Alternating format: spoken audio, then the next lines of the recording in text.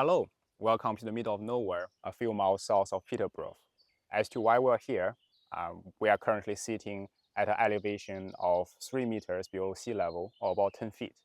And this is the lowest point in the entire United Kingdom. This is Sam, my friend.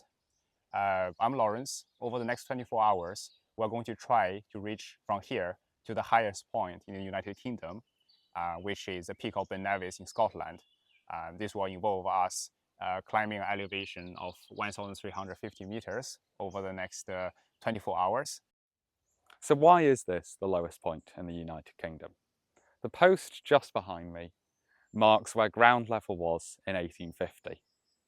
At that time, this entire area was a large peat bog right next to one of the largest lakes in this area of the country. This lake was drained to make the land suitable for farming. The entire area is incredibly flat and made of very, very farmable peat, which is matter that has decayed over millions and millions of years. As a result of this draining of the lake, the peat bog has now been receding over this past 170 years, and we're now at the level you see today. So this minus 3 meters below sea level was entirely artificially created by the Victorian engineers. Yes, by the Victorian engineers. Now, literally just turned 5:42, and Sam is going to set a 24 hours timer. Apparently we're allowed up to 24 hours minus 1 second, so let's do that. Okay. Start. 5:42, the time starts now. Okay, let's go.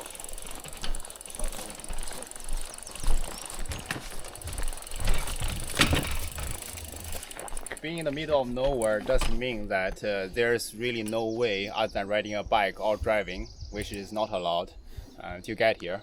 So now we are starting on a 1 hour cycle back to the Peterborough railway station. And there is a railway crossing just over there. When we came here, we got stuck behind a barrier for 10 minutes. I'm hoping this doesn't happen, but that's it. We're lucky enough that because of the aforementioned fen bogland, the entire journey is incredibly flat, and the only hill is up to the railway of about 1 meter of ascent. The trip begins now. The barrier is currently down and I can see a train going past. Although I did just see a car move, so I wonder if that was the last train and the barrier's gone up. Well, it looks like we're in luck.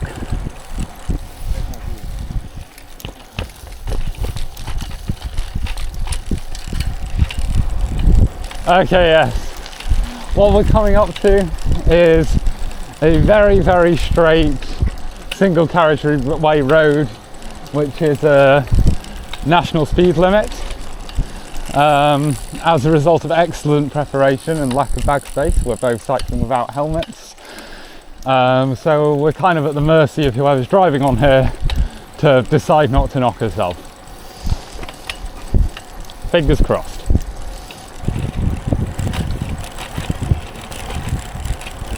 We also get to play the fun game of dodge the pothole.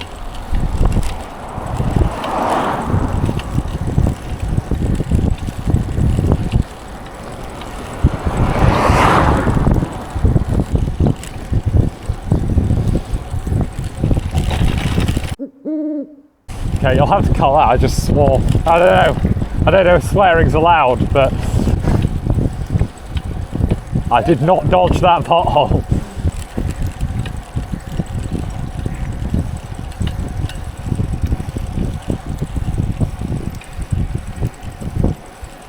And there you go, we've survived national speed limit.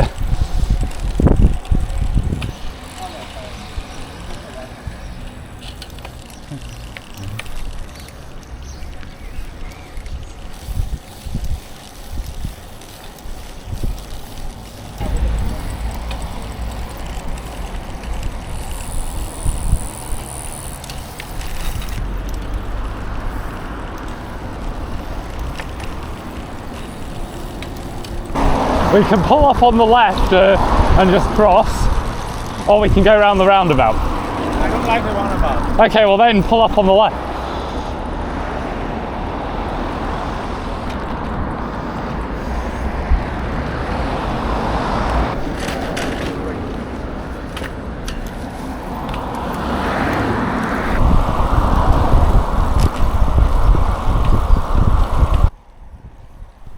As we approached Peterborough city centre, some car drivers were unfortunately not so pleased with our use of their roads.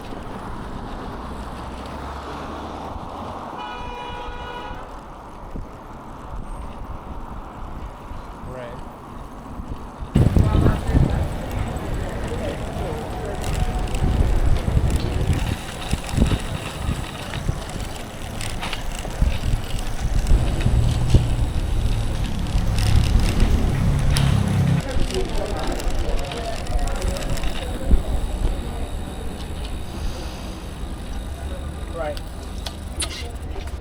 Return bike.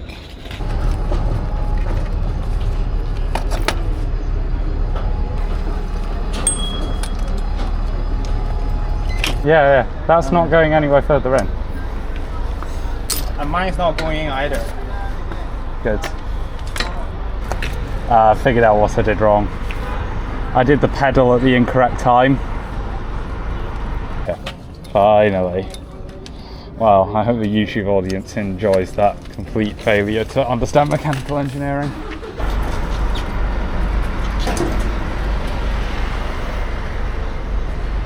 The handlebars are somewhat obstructed. Oh! That needs to push into there. What's it doing? It's really not working, is it?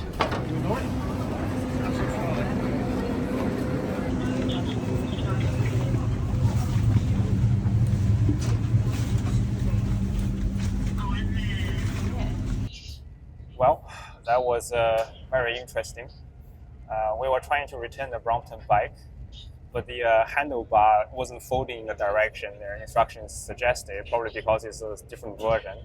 So it was really suspicious whether the bike will go into the locker, and it initially didn't. It took us like 25 minutes to actually get the bike into the locker, and even then we got cuts like all over our arms and so on. Trying to maneuver this, but the bike was in the locker and was locked. Now a bunch of follow-up needs to be done on that, but No one's going to be able to get the bike out of the locker again. That's for sure. Well, unless they Someone's have a gonna way have to come open. along. Yeah. Well, yeah, they're going to have to send someone right to take Yeah. the door off. Yeah, I mean, it's done. We are still on schedule. Our next stop is going to be King's Cross. After we get off King's Cross, we'll update you on where we are. Time we'll be arriving into London King's Cross where this train terminates. All change, please. All change. Let's get off.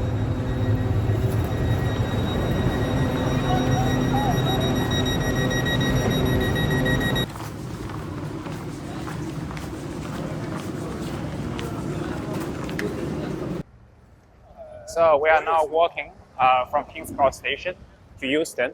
Since we are walking to Euston, the people who watch British Transport will probably know what's coming up next, which is the Caledonian Sleeper. Caledonian Sleeper is the easiest way for us to make progress overnight within our 24-hour clock. Sam's got a timer which is currently saying this.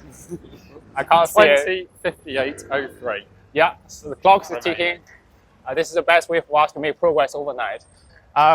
However, there was another interesting news that we heard a few hours ago as we were preparing to leave the home post. And Sam, what was it? So we got a text from Caledonian Sleeper asking us if we'd like to cancel our journey and be reserved for free on a separate upcoming Caledonian Sleeper trip up to Fort William. And the reason for this is that your cabin is currently much warmer than usual. There's no sort of explanation of what that means beyond, I guess it's hot in there. It could be fine. It could be like 50 degrees. Hope we're about to find out. Hopefully we're able to sleep. We'll update you soon. That's us, Fort William.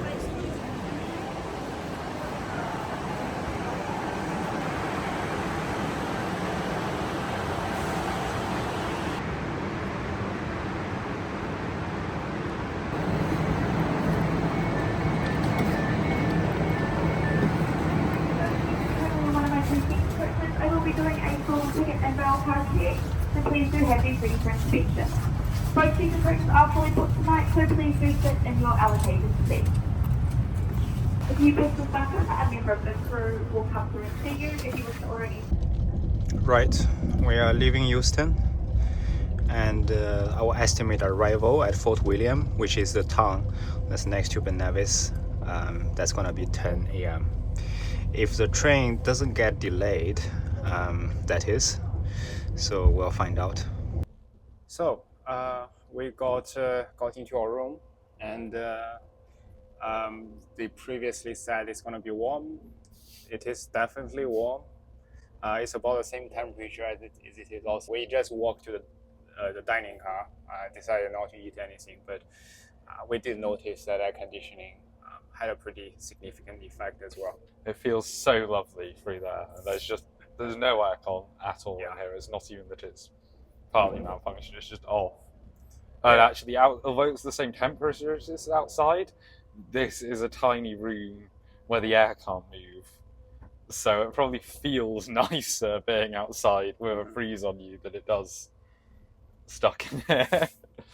Well, there's not really a choice. We either make this train or not. Yep. So, I mean, let's talk about tomorrow's plan, right? So this train is scheduled to arrive at 10 a.m. And we have a bus, which is, Fort William is a pretty rural place. Anything that runs will only run every few hours. And this bus leaves the bus station, which is about a 10-minute walk from the train station, at 10:30, which means that if we arrive later than the scheduled 10 a.m., what's going to happen is that we would likely be in a rush if the delay is within the bus departure time. If it's not, then we have to walk all the way to the base of Ben Nevis, which is 45 minutes and not on a very nice road to walk on, to be honest. And by that point, we're already pushed for time to get to the top anyway. So adding 45 minutes to the journey is not great. That will certainly make this a challenge and probably better content. But yeah, the other factor here is because of the bike rental delays, we didn't have enough time to pick up supplies for tomorrow. There's a Morrison's right outside the train station. We can go pick things up very quick, but that's also contingent on us not being delayed in any significant sense. So a lot can still go wrong. Let's hope not. And otherwise, good night. And hopefully see you in Fort William on time tomorrow morning.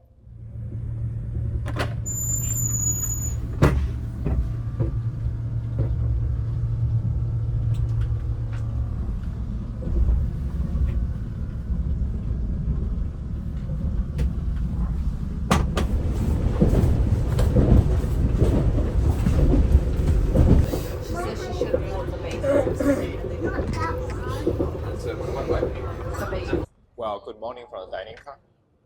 We just had our breakfast, which was pretty good. But that's where the good news ends. Because overnight we got a few interesting pieces of bad news. The first one was from the Met Office, which is that today, with 14th of June, the entire Highlands area is under a yellow thunderstorm warning, which means that it's a perfect day to go up the Nevis, the ISP. We'll see what the local conditions are like in Fort William. Then what's the other piece of bad news now? Okay, so we also, throughout the night, it became clear that our train was delayed. We're going to get in about an hour later than the scheduled time. So that leaves us not enough time to catch the bus. So we're going to need to hike all the way to the base of Ben Nevis. which adds 40 minutes walk to the total. So we might, it's still possible, I think, with the current timings to make it up there within the 24 hours, but we're actually going to be pushed for time. And as it happens, our current remaining time is 9 hours, 14 and 14 seconds. So good luck to us. Yeah, and we'll update you once we're about to get off the train.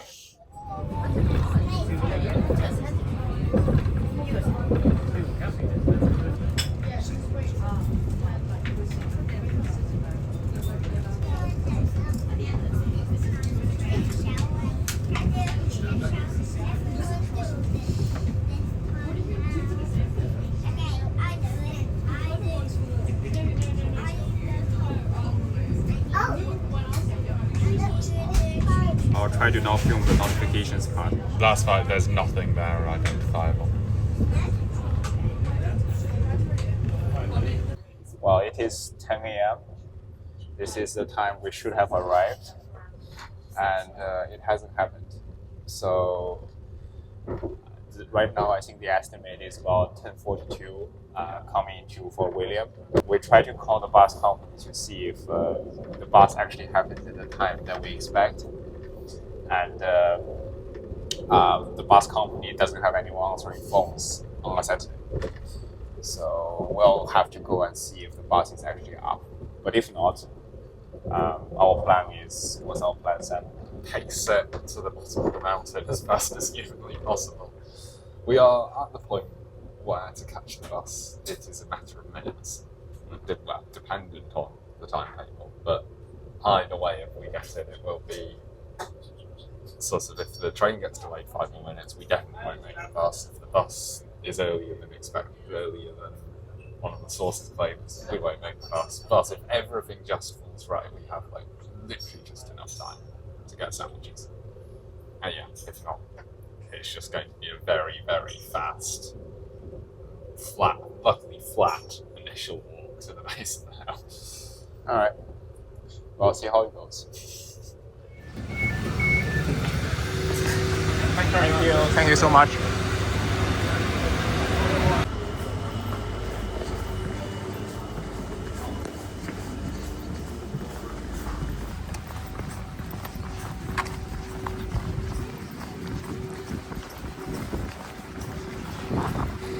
I'm assuming the bus stops are where those Yeah, city yeah. buses currently are. Yeah, exactly. It does mean everything is incredibly conveniently situated.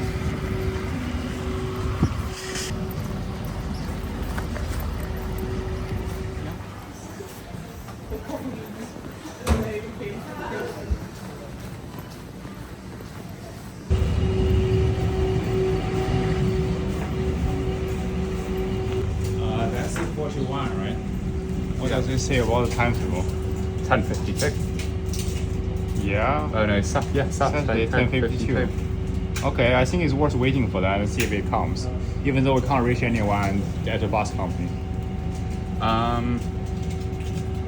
Hold on. What's the E? Yes, that means that it doesn't go to where we want it to go to. We were well in time for the bus, and it turns out that at this time of day, the bus terminates early, right here in Fort William. So absolutely pointless, and now we have to walk to the base of the mountain anyway. Yeah, it's like, doesn't make any sense, because why would you only run a bus at 5 p.m. that goes to the tourist attraction in the summer? But anyway. We're going to try and go as fast as humanly possible. All right. So first, some very speedy walking. See you there.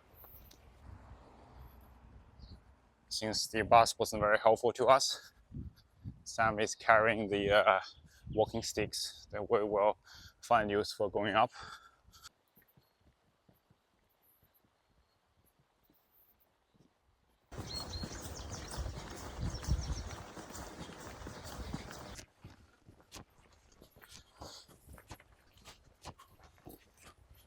We're just hiking this one-lane road right now to where the trail starts. should get there in 20 minutes. Okay, so we have our sticks unfolded. Right now the timer has 6 hours and 7 minutes remaining. Last time we came here with another friend, we did this in 4.5 hours, which we understand to be the average speed. We believe we can do it a little faster this time. However, given the forecast, it's quite likely the weather will be quite bad, especially as we start to gain elevation over there. So we'll turn the action camera on and see how we do.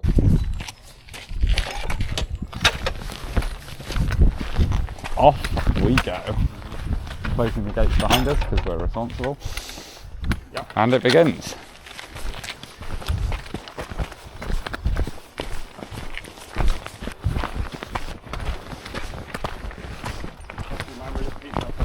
Yep. This is more or less the same as the right the continuous. But this bit at least is flatter. Yeah.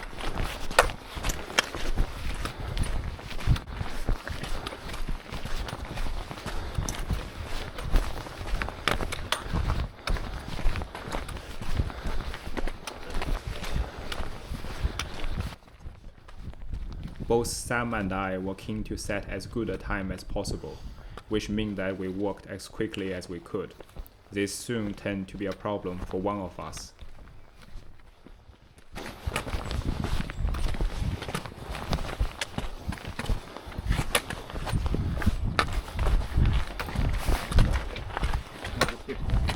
Yep.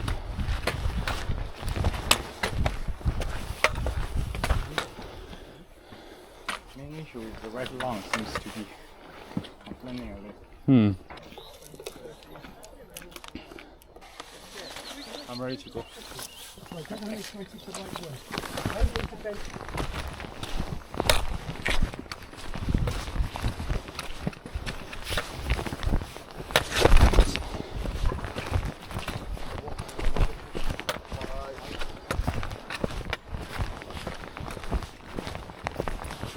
Alright. Yeah.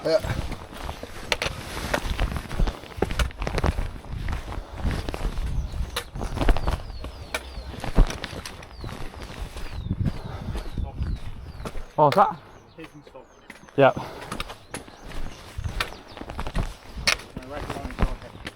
Okay.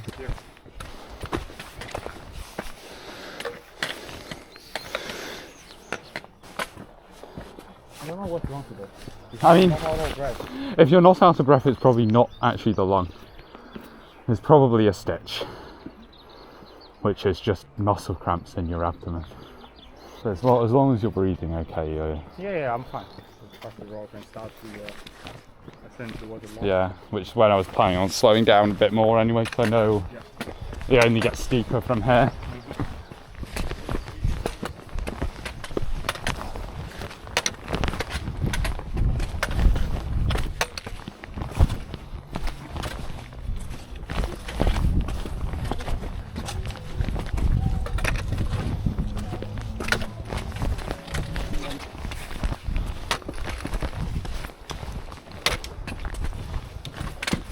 You okay? That's all right.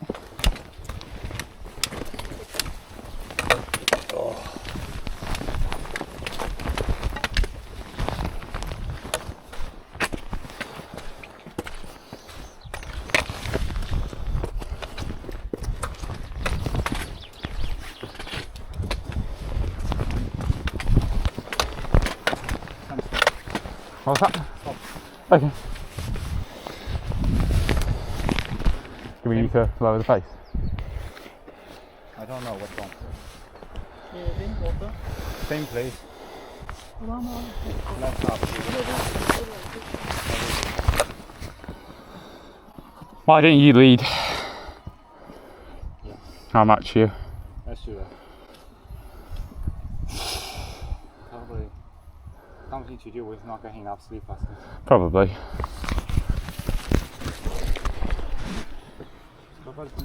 Yeah, well, I'd like I said, I think it's just, you can get stitched pretty naturally. happens to most people that exercise. Having thoroughly embarrassed myself with more than 10 minutes of unplanned stop time, we settled on a more sustainable pace with the aim to not stop again until we reach the originally planned break, which is a waterfall halfway up the mountain.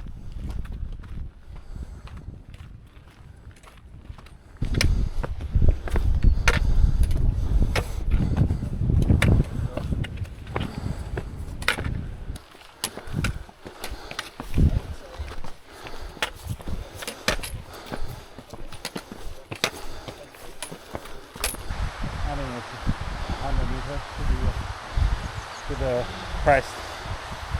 Yeah. Area. I suggest we wait at the water, we break at the waterfall crossing. Yeah. It's a nice spot. But really, we round this corner, it doubles back on itself. And that's the last truly steep ascent. Because then we come up to the plateau, and okay, there's still a few more meters till the waterfall. It's actually fairly easy walking from the end of this switchback, if I remember correctly. Before zigzag starts. Yeah. The zigzags themselves are not steep. They're very long, if I remember. Yes, the zigzags it might actually be possible to make better pace on. Yeah.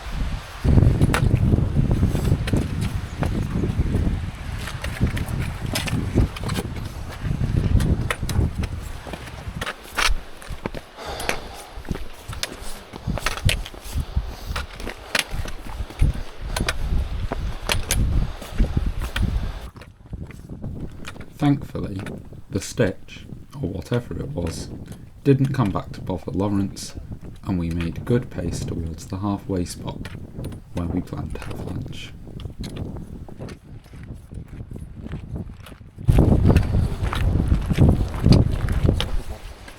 Okay.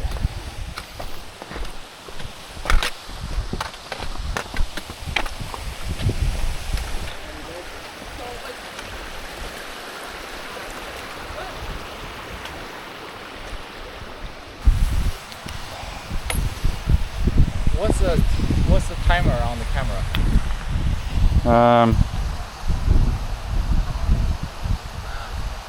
73 minutes. We got here in 73. That's pretty good. That is very good, and it's very low on battery. Well, we are sitting at not quite the halfway point, I think, by elevation. This is like 600 meters, right? So not quite a halfway point. We did start from the sea level, or almost sea level. This is the same with Benevis. Fort William is almost at sea level, so the 1,350 is almost exactly true. Not like McDway, for example, in the Kangons, where you start somewhere like 500 meters already. But we are going to take a break, and hopefully after we change the camera and start again, we can get onto the top before the camera battery runs out. So that will be a good timer actually. Sam, what does your phone timer say? How much time do we have left? We have, I'll probably hold this up to the camera, 4 hours and 50 minutes to get to the top. Yeah, the other good thing is it hasn't rained so far, although that's likely jinxing it. No thunderstorms as well, just to add to the jinxing. Alright, well, we'll take a break and see you when we're back.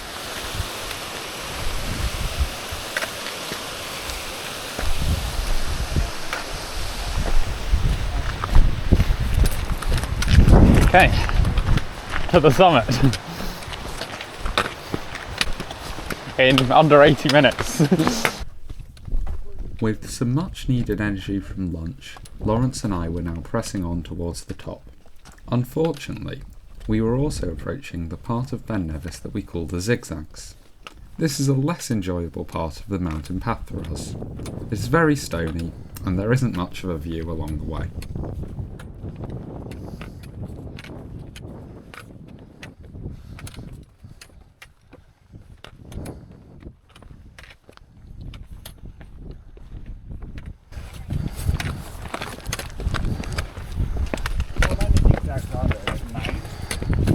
Yeah, I remember it being about 9. The last few are quite small. Yeah. There's at least 7 sort of properly sized ones.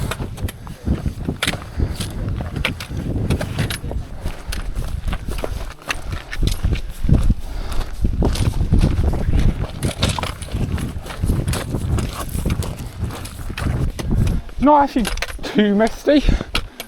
I'm looking up, and that's actually what I would describe as decent visibility.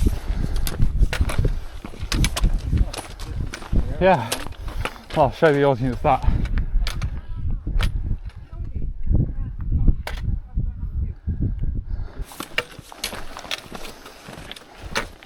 Nice t-shirts.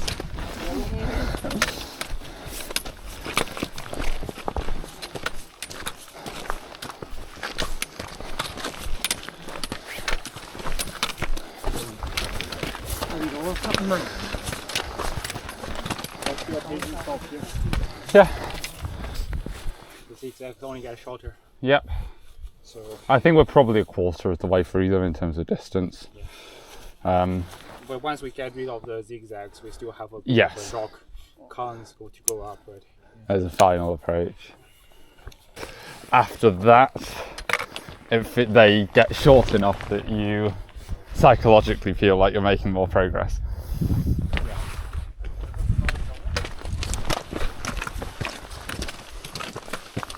Hey, hey! How's the plan? Cheers. Have a good one.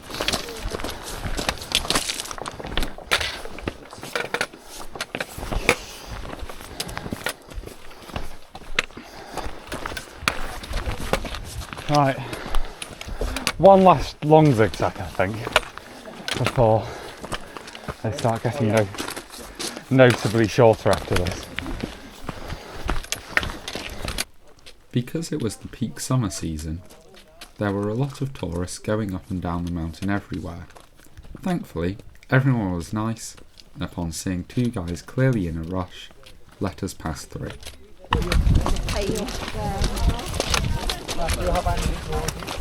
Yeah, I reckon so.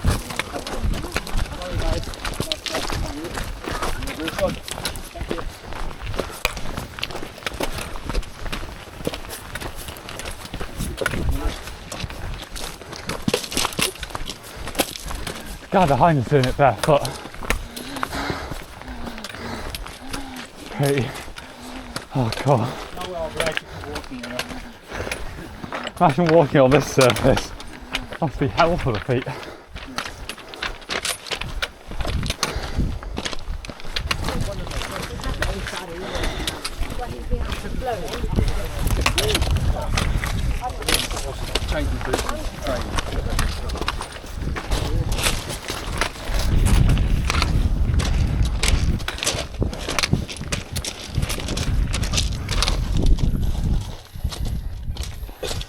Sort of just about moderating the pace, so I'm right on the limit. Yeah, It's I'm feeling sustainable. the strain again. Yeah. That's the point. Once you stop, it's helpful. But we're making good progress, I think. But it does look like it's going to be covered by fog. Yeah, There's no way to I avoid think this is the last bit of view we're getting rid. Right.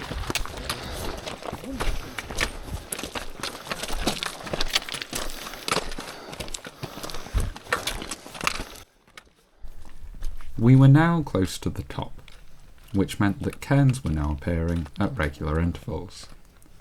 The top of Ben Nevis is covered in fog most days of the year, which means that the cairns are an important safety measure to allow navigation under low visibility conditions.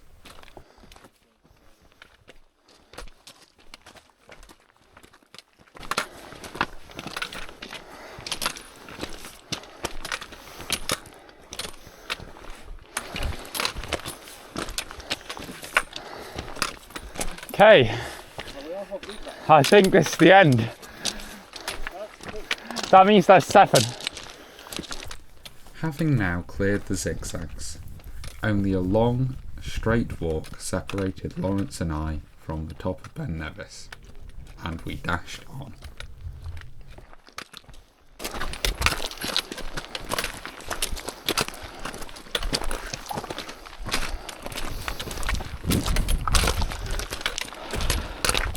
Yeah, this is like the final plateau. You walk past some gullies on the left, and then there's one small ascent to the very last bit. Okay, we've ascended into the fog. It's absolutely pouring out with rain, so we're getting quite drenched. But hopefully the top isn't too far away. If we do a time check, we have 3 hours and 28 minutes. That's brilliant. So fingers crossed nothing disastrous happens between then and now, and we'll be at the top in not too long. All right, see you at the top. All right, let's go. Right, okay.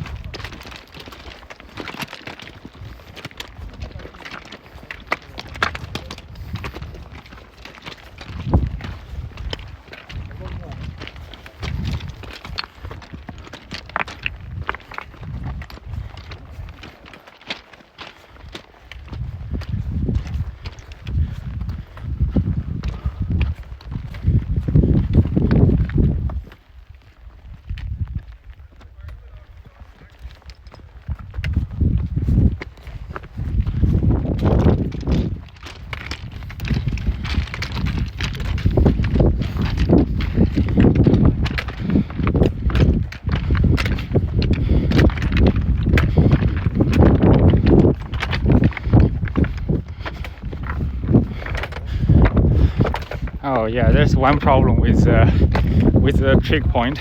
Yeah. Is that there seems to be a queue of people wanting to take photo on it. We came in the peak season. I guess if we're not in the shot, we can just touch the base of the trig point. Yeah. Given everything up there is just artificial anyway. We touch the point and be ready to stop the timer.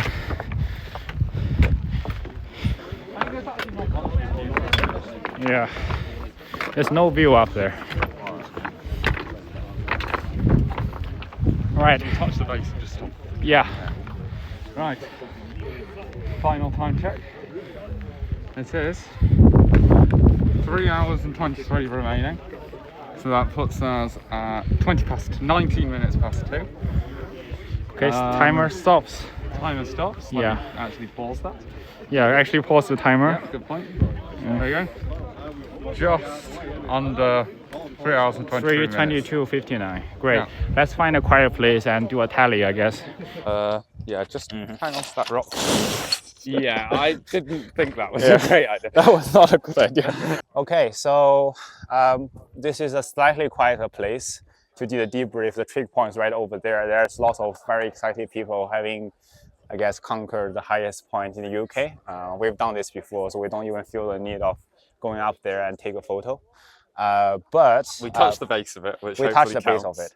So that's all the like non-artificial base all done. 1,350 meters.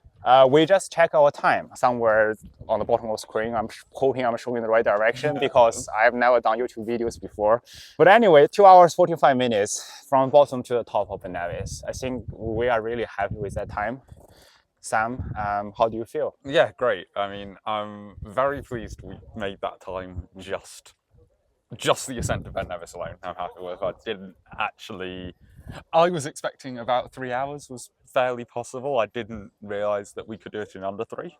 So I'm happy to have done that, and even happier that the entire challenge worked out despite several points where it could have gone wrong. I was expecting this to be maybe too easy to even count as having tension, but there were multiple points where I actually thought things might not work out. Yeah. When I woke up in the middle of the night feeling really hot and sweaty and unable to sleep and saw the train was severely delayed, I did get a sinking feeling.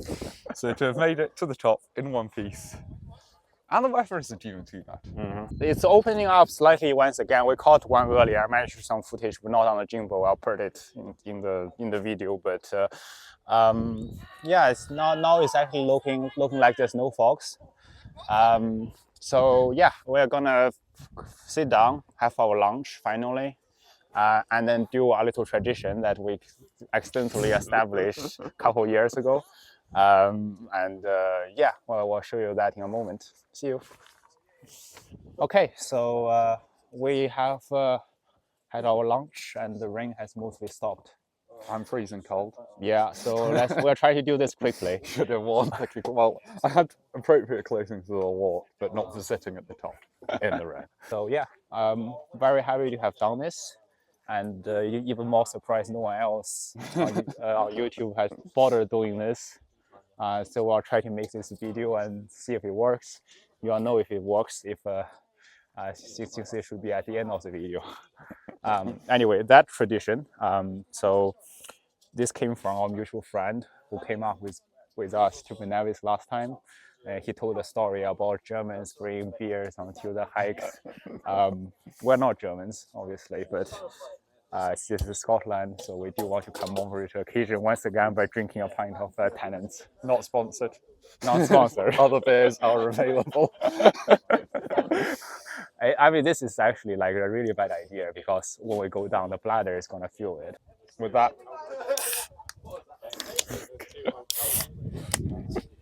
cheers. Cheers. Such a bad job opening the cans. Thank you for watching this video. If, like Lawrence and I, you are interested in trying this silly challenge and want to beat our time, we think there are multiple ways you can do this. There is only one rule to keep the challenge fun, which is you only cycle or use public transport for the entire trip from the lowest to highest point of the United Kingdom, since driving would make this too easy. In addition to using the Caledonian Sleeper or a daytime train to get from the south of England to Scotland, there are flights from various London airports to Glasgow and Inverness, and you can easily take trains from Peterborough to the airports. From both Glasgow and Inverness, there are CityLink coaches to Fort William and a train to Glasgow as well.